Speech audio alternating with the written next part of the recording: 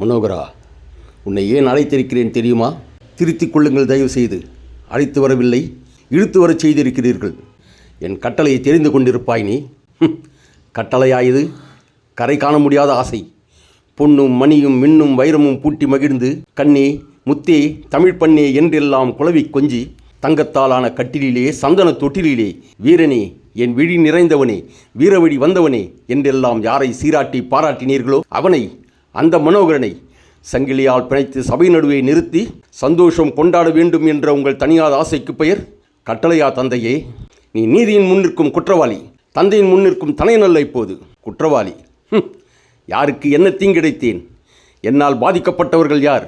அரசே, தந்தையின் முன் தனையனாக அல்ல, பிரஜைகளில் ஒருவனாகவே கேட்கிறேன். கொலை செய்தேனா?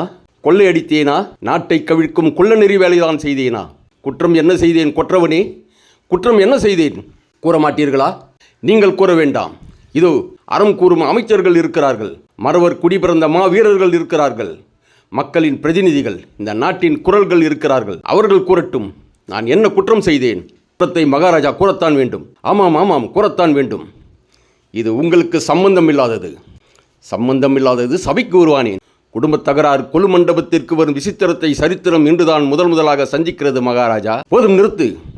வசந்த விழாவில் நீ செய்த தவறுக்காக வசந்த சேனையிடம் மன்னிப்பு கேட்க வேண்டும்.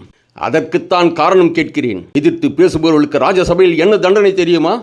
முறைப்படி மணந்த ராணிக்கு சிறை தண்டனை அளித்துவிட்டு மூளையில் கடந்ததற்கு முடிசூட்டியவர்களுக்கு அளிக்கப்படும் தண்டனை விட குறைவானதுதான். மனோகரா, நீ சாவுக்கு துணிந்து விட்டாய். ஆமாம், நீங்கள் வீரராக இருக்கும்போது பிறந்தவன் அல்லவா நான். சாவு எனக்கு சாதாரணம். ஆத்திரத்தை கலப்பாதே, நிறைவேற்று. இது அரசன் உத்தரவு. அரசன் உத்தரவு என்ன? ஆண்டவனின் உத்தரவுக்கே காரணம் கேட்க ஆரம்பித்து விட்டார்கள். அரசே, சிறைச்சாலைக்கு செல்ல வேண்டும் தாய் என்று கேள்விப்பட்ட பிறகும் அடங்கி கிடப்பவன் ஆமை. தாய்க்கும் தந்தைக்கும் வேற்றுமை அறியாத மூடனே, தந்தையின் ஆணையை கேட்டு தாயாரின் தலையை வெட்டியிருந்த பரசுராமனை பற்றி கேள்விப்பட்டிருக்கிறாயா நீ? பரசுராமன் அவதாரம், மனோகரன் மனிதன். கடைசி கேள்வி, என் கட்டளைக்கு வணங்கப் போகிறாயா இல்லையா? மன்னிப்பு கேட்க வேண்டும் மனோகரன், அதுவும் அரைநொடியில். அரைநொடி என்ன, அதற்குள்ளாகவே. ஆனால் யாரிடம் மன்னிப்பு கேட்க வேண்டும் தெரியுமா? கோமலவல்லி, கோமேதகச் சிலை, கூவும் குயில், குதிக்கும் மான் என்றெல்லாம் உம்மால் புகழப்படும் இந்த கோணல் புத்திக்காரின் கொல்லிக்கண்களை, கொடிய நாக்கை என் கூர்வாளுக்கு இரையாக தந்துவிட்டு அதை எதிர்த்தால் உம்பையும், உமக்கு பக்கத்துணையாக வந்தால் அந்த பட்டாளத்தையும் பிணமாக்கிவிட்டு சூன்யக்காரிக்கு ஆலவட்டம் சுற்றியவர்களை சுடுகாட்டிற்கு அனுப்பிவிட்டேன் என்று சூழும் வாளுடன் சூழும் புகழுடன் என் அன்னையிடம் ஓடி மன்னிப்பு கேட்க வேண்டும். நிறைவேற்றட்டுமா அந்த உத்தரவை? தயார்தானா? ஏன் நடுங்க வேண்டும்? புருஷோத்தமர் போரிலே புலி, வாள் எடுத்தால் வையம் கலங்கும். அவரா இப்படி பயப்படுகிறார்? பாவம், வேலின் கூர்மையை சோதித்த விரல்கள் இந்த வஞ்சகின் விரல்களை அல்லவா ரசித்துக் கொண்டிருக்கிறது. பாசறையை பார்வையிட்ட கண்கள் இந்த பாம்பாட்டத்தின் பாவத்தில் அல்லவா லைத்து கிடக்கிறது. கோட்டை கொத்தல்களை நினைத்து கிடந்த நெஞ்சம் இந்த குட்டிச்சுவரின் நெடில் அல்லவா குளிர்ச்சி காண்கிறது. பேசாதே, ஊர் பேசுகிறது, உலகம் பேசுகிறது. ஆமாம், நீ வேசி மகன் என்று. ஏன் கேட்பதற்கு தித்திக்கிறதோ? 1000 முறை சொல்வேன், நீ வேசி மகன் என்று. அம்மா, இதோ அந்த வாயை சுக்குநூறாக கிழித்தெறிகிறேன். புருஷோத்தமரே, புரட்டுக்காரின் உருட்டும் விழியிலே உலகத்தை காண்பவரே, மானம் ஒன்றே பெரிதென வாழ்ந்த மரவேந்தர் பரம்பரையிலே மாசாக வந்தவரே, மயிலுக்கும் மந்திக்கும் வித்தியாசம் தெரியாத மதிவானரே, குளிர் நிலவை கொல்லிக்கட்டை என்று கூறிய குருடரே, என் தாய் அன்பின் பிறப்பிடம், அறநெறியின் இருப்பிடம், கருணை வடிவம், கற்பின் திருவுருவம், மாசற்ற மாணிக்கம், மாற்றுக்குறையாத தங்கம், அவர்களை அவதூறுக்குரிய உமது அங்கங்களை பிளந்தெறிவேன்.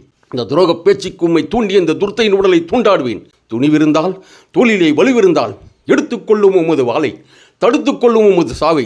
தைரியம் இல்லாவிட்டால், தழுக்குக்காரியின் குழுக்குச் சிரிப்பிலே நேர் கோழையாகிவிட்டிருந்தால் ஓடிவிடும். இதை விட்டு புறமுதுகு காட்டி ஓடும். புறநானூற்றின் பெருமையை மூட வந்த புழுதி காற்றே, புறமுதுகு காட்டி ஓடும்.